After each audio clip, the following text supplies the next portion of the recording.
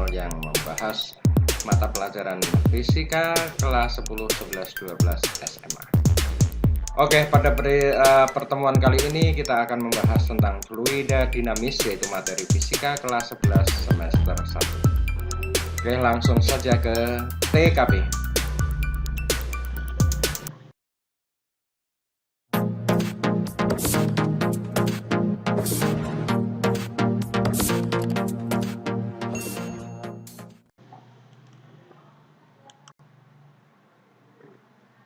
Ya. Pertama yang akan kita bahas dengan fluida dinamis adalah tentang debit. Apa itu debit? Debit lambangnya Q. Debit adalah jumlah fluida yang mengalir per satuan waktu. Jadi debit ini dirumuskan sebagai jumlahnya dalam volume ini ya, dibagi satuan waktunya. Sedangkan debit juga diberikan rumus yang lain, yaitu luas penampang dikalikan kecepatan aliran debit tersebut. Ya, jadi V besar ini adalah volume dalam satuan meter kubik, T adalah waktu dalam satuan sekon, A adalah luas dalam meter kuadrat, kemudian V adalah kecepatan dalam meter per sekon. Nah, kemudian yang kedua ada persamaan kontinuitas. Nah, fluida yang mengalir dalam sebuah pipa dengan dua penampang yang berbeda semacam ini. Penampang pipa pertama adalah A1, kemudian kecepatan fluida di tempat pertama ini adalah V1, kemudian penampang tempat fluida mengalir di tempat kedua ini yang lebih kecil adalah A2 dengan kecepatan V2. Maka berlaku persamaan kontinuitas bahwa debit di semua tempat itu tetap atau Q-nya tetap. Berarti Q1 sama dengan Q2.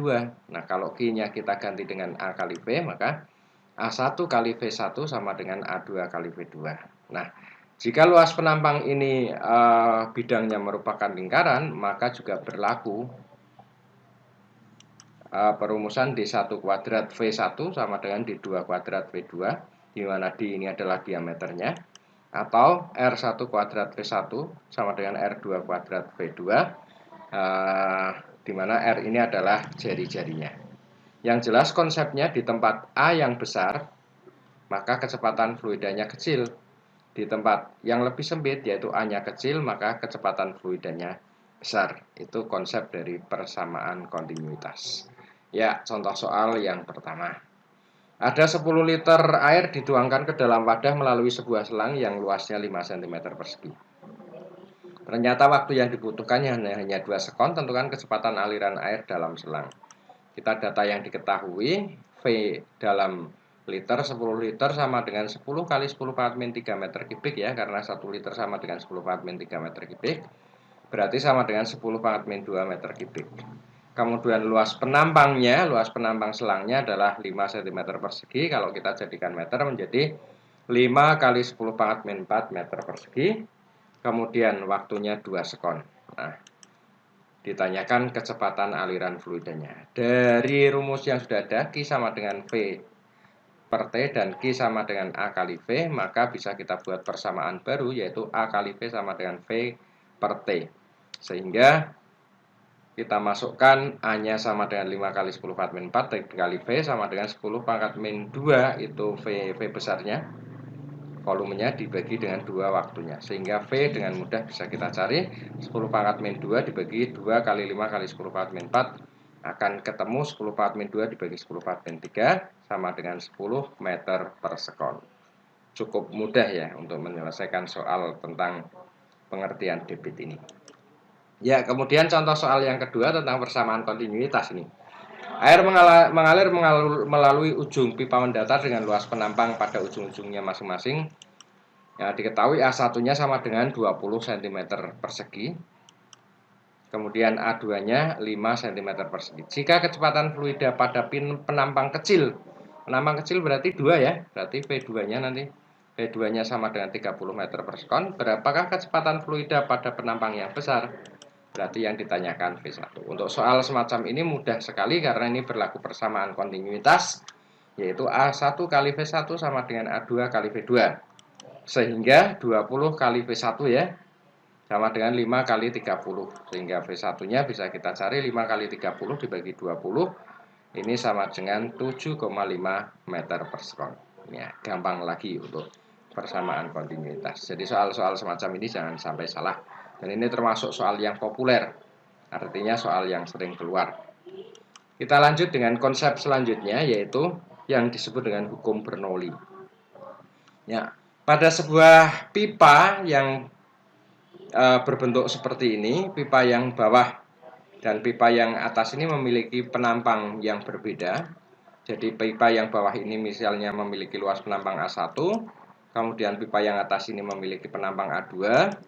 Kemudian di tempat pertama ini kecepatan aliran fluidanya V1, di tempat kedua aliran fluidanya V2. Kemudian ada tekanan di tempat pertama P1 dan tekanan di tempat kedua P2. Nah, sedangkan ketinggian tempat pertama adalah H1 dan ketinggian tempat kedua adalah H2. Nah, ada hukum yang disebut dengan hukum Bernoulli, di mana P ditambah rho kali G kali H ditambah setengah rho V kuadrat ini selalu tetap. Nah, sehingga bisa kita tuliskan P1 ditambah rho GH1 ditambah setengah rho V1 kuadrat sama dengan P2 tambah rho GH2 ditambah setengah rho V2 kuadrat. Ini sama. Ya. Kemudian keterangannya adalah P tekanan dalam Pascal, H ketinggian pipanya dalam meter, kemudian rho adalah massa jenisnya dalam massa jenis fluidanya ya, kilogram per meter kubik, kemudian V-nya kecepatan dalam meter per sekon. Nah, ketentuan dari hukum Bernoulli ini bisa disimpulkan bahwa ketika kecepatannya kecil, tekanan di tempat itu besar. Ketika kecepatan aliran fluidanya besar, maka tekanannya kecil. Jadi tekanan berbanding dengan kecepatan, atau kecepatan berbanding terbalik ya, berbanding terbalik dengan kecepatan berbanding terbalik dengan tekanan. Ya. Contoh soal yang ketiga. Sebuah pipa silindris lurus memiliki dua macam penampang. Diameter penampang kecil adalah setengah kali diameter penampang besar. Pipa diletakkan horizontal dan air mengalir dari penampang besar ke penampang kecil dengan tekanan pada penampang besar 2 kali 10⁵ Pascal. Dan kecepatan aliran airnya di penampang besar itu adalah 3 meter per sekon. Hitung tekanan air pada penampang kecil. Nah, kita gambarkan begini gambarnya. Ini pipanya mendatar sehingga hanya nanti sama ya. Ya, hanya H1 sama dengan H, H2 sama dengan H, ini hanya sama. Kemudian D1 sama dengan setengah D2. Nah, D1-nya ini, kemudian D2-nya ini. Nah, berarti D1 per D2 perbandingannya mestinya 1 banding 2 gitu ya. Ya. Tekanan di tempat yang besar, P2, ini sama dengan 2 kali 10⁵ Pascal. Kemudian V2, V di tempat yang besar ini adalah 3 meter per sekon. Nah, rho-nya 1000 kg per meter kubik, ini biasa ya, massa jenis air. Kemudian ditanyakan P1-nya berapa. Ini bisa kita kerjakan dengan menggunakan hukum Bernoulli, di mana P1 ditambah rho GH1 ditambah setengah rho V1 kuadrat sama dengan P2 ditambah rho GH2 ditambah setengah rho V2 kuadrat. Oke, kita cari dulu V1-nya karena V2 sudah diketahui. Kita menggunakan persamaan kontinuitas. D1 kuadrat kali V1 sama dengan D2 kuadrat kali V2. 1 kuadrat kali V1 sama dengan 2 kuadrat kali 3 ya. V2-nya 3. Berarti V1-nya adalah 12 meter per sekon. Sehingga kita masukkan P1 tambah rho GH tambah setengah kali 1000 kali 12 kuadrat ya. 12 ini P1-nya.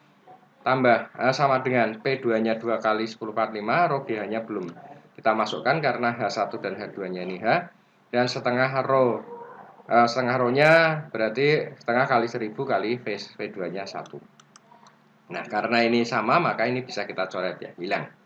Maka tinggal P1 tambah 72.000, ini hasilnya 72.000 sama dengan 2 kali 10⁵ ditambah 500.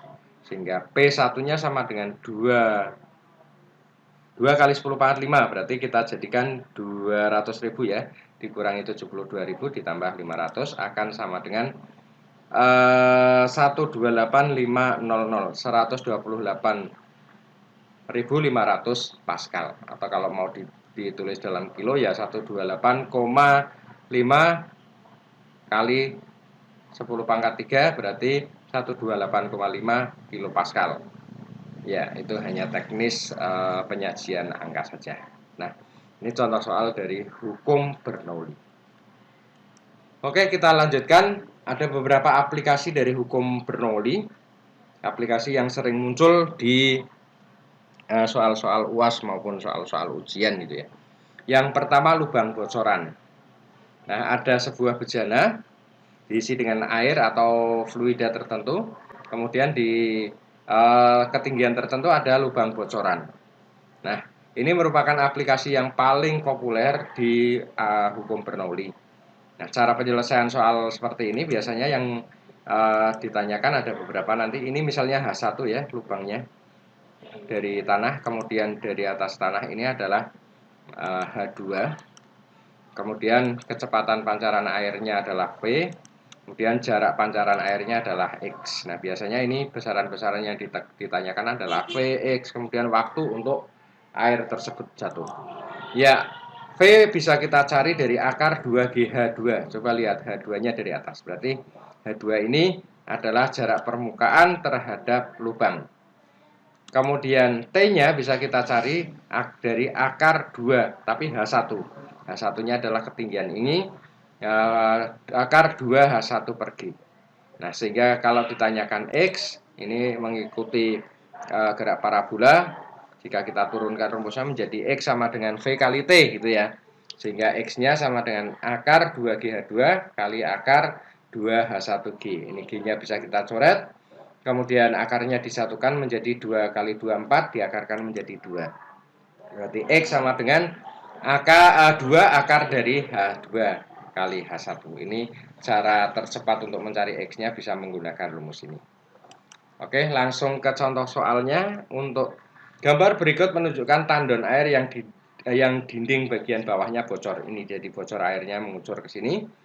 Hingga air memancar sampai tanah. G-nya 10, hitunglah kecepatan pancaran air dari lubang. Kemudian waktu jatuhnya air dan jarak pancar maksimum. Ini komplit ditanyakan semua ya. Ini H1-nya adalah 5, H2-nya adalah 1,25. Oke, kita kerjakan. Yang ditanyakan V, akar 2GH2. Berarti langsung saja kita masukkan. Akar 2 kali 10 kali 1,25, akar 25 sama dengan 5 meter per sekon. Ya, gampang sekali. Kemudian untuk mencari T sama dengan akar dari 2H1 per G, berarti akar dari 2 kali 5 dibagi 10. Ya, 2 kali 5, 10 dibagi 10, akar 1 sama dengan 1. Kemudian untuk mencari X, boleh menggunakan rumus V kali T boleh, menggunakan rumus 2 kali akar H1, H2 juga boleh. Langsung 2 kali akar 5 kali 1,25 berarti 2 akar 6,25. 6,25 diakar sama dengan 2,5 ya. Maka X-nya sama dengan 5 meter. Jadi jatuhnya pancaran air di tanah dari titik P ini sejauh 5 meter. Ya, lanjut aplikasi yang kedua, ini adalah venturimeter.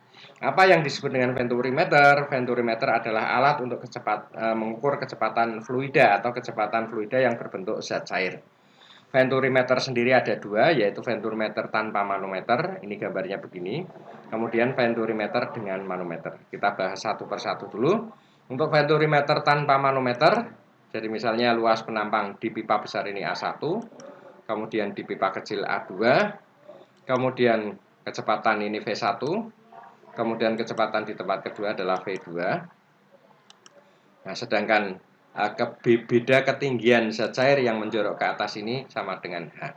Maka kita bisa mencari V1 ini berapa dengan rumus yang cukup sederhana. V1 sama dengan akar dari 2 kali G kali H, ini hanya dibagi dengan A1 per A2 dikuadratkan dikurangi 1. Ini untuk mencari V1. Kemudian untuk mencari V2 tetap bisa digunakan rumus persamaan kontinuitas. Nah, ini venturimeter tanpa manometer. Kemudian yang B, venturimeter dengan manometer. Perbedaannya adalah di sini ada tabung U, pipa U yang berfungsi sebagai manometer. Nah, biasanya di tabung ini bisa diisi dengan zat cair, biasanya alkohol atau air raksa gitu ya. Untuk melihat berapa perbedaan ketinggian. Ya. Luas penampang di pipa yang besar A1, di pipa yang kecil A2, ini seperti tadi, ini V1, kemudian ini V2. Sedangkan beda ketinggiannya adalah H. Nah, di sini zat cair yang kita ukur memiliki massa jenis ρ, kemudian zat cair yang berada dalam manometer ini memiliki massa jenis sebesar ρ aksen. Ingat, ρ adalah zat cair, ρ dari massa jenis zat cair yang diukur, kemudian ρ aksen adalah massa jenis dari zat cair yang berada dalam manometer. Nah, V1-nya bisa dicari dengan rumusnya agak sedikit rumit sedikit ini ya. Akar dari 2 kali ρ aksen ini dikurangi ρ dikalikan G kali H, kemudian dibagi A1 per A2 kuadrat dikurangi 1 dikalikan dengan ρ-nya. Nah, untuk mencari V2 tetap berlaku rumus persamaan kontinuitas ya. Oke, kita coba salah satu soal dari manometer, venturimeter tanpa manometer. Air mengalir melalui pipa venturimeter seperti pada gambar di bawah. Luas penampang A1 10 cm persegi, luas penampang A2 8 cm persegi. Hitunglah kecepatan air yang memasuki pipa venturimeter. Nah, ini ketinggian hanya diketahui 45 cm atau 0,45 meter. Langsung kita kerjakan dengan rumus yang sudah ada. V1, zat cair yang masuk pipa yang besar ini sama dengan akar dari 2GH per A1 per A2 kuadrat dikurangi 1. Sehingga V1-nya akan sama dengan, ini 2 langsung masuk ke 2 ya. G langsung masuk 10, hanya 0,45 dibagi 10 per 8 kuadrat dikurang 1. Ini hitungan matematika biasa. Sehingga ini akar dari ini kita kalikan 9, kemudian ini kita bagi 2 menjadi 5 per 4 dikuadratkan. Sehingga V1 sama dengan akar 9 per 25 per 16 ya dikuadratkan kurangi 1.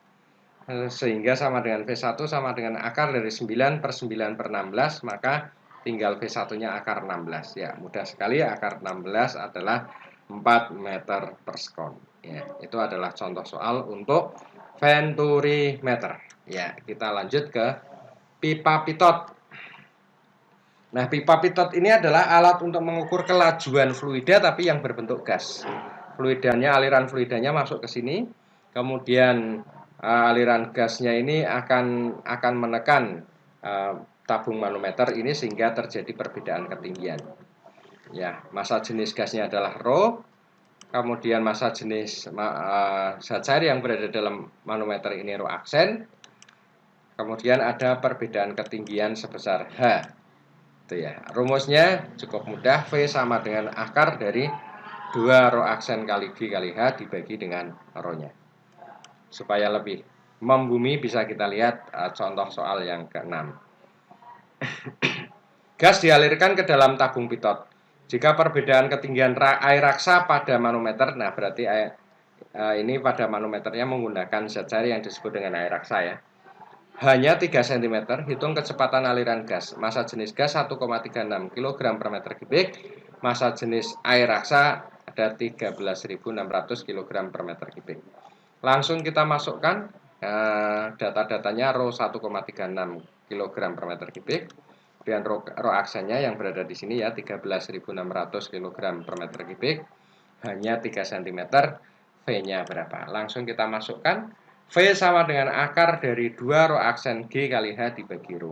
Berarti V sama dengan akar dari 2 kali 13.600 ρ aksennya kali G-nya 10, hanya kita jadikan meter, 0,03 meter dibagi 1,36. Nah, ini hitungan yang gampang ya. Nah, ketemu akar 6000, maka V-nya sama dengan 20 akar 15 meter per sekon. Ya, ternyata cukup gampang juga tentang tabung pitot atau pipa pitot, alat untuk ukur kelajuan gas.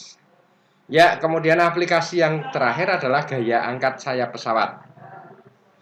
Sayap pesawat dirancang sedemikian rupa sehingga aliran udara yang berada di atas dan di bawah sayap itu berbeda. Nah, jadi misalnya ini aliran udara di bawah sayap adalah V1, kemudian tekanannya P1, kemudian aliran di atas V2, kemudian tekanannya adalah P2. Masih ingat ya prinsip tekanan dan kecepatan. Di tempat yang kecepatannya kecil, tekanannya besar. Di tempat yang kecepatannya besar, tekanannya kecil. Nah, ini kita lihat V2, supaya ini bisa terangkat ke atas, V2 harus lebih besar daripada V1. Nah, karena V2 lebih besar dari V1, maka akibatnya P1 lebih besar dari P2. Ingat, P1 yang berada di bawah tekanannya lebih besar daripada P2, maka pesawat tersebut bisa terangkat ke atas. Ya, gaya angkatnya dihitung dengan rumus yang sederhana, setengah kali rho, rho-nya adalah rho udara, V2 kuadrat, V2 adalah kecepatan aliran fluida di atas sayap, V1 adalah kecepatan aliran fluida di bawah sayap, dikalikan A ini adalah luas penampangnya. Contoh soal untuk aplikasi yang terakhir, lebar total sayap sebuah pesawat terbang adalah 18 meter persegi. Udara mengalir pada bagian atas sayap dengan kecepatan 50 meter per sekon. Pada bagian bawah 40 meter per sekon. Hitung berat pesawat ketika pesawat terbang pada keadaan ini berada dalam keseimbangan.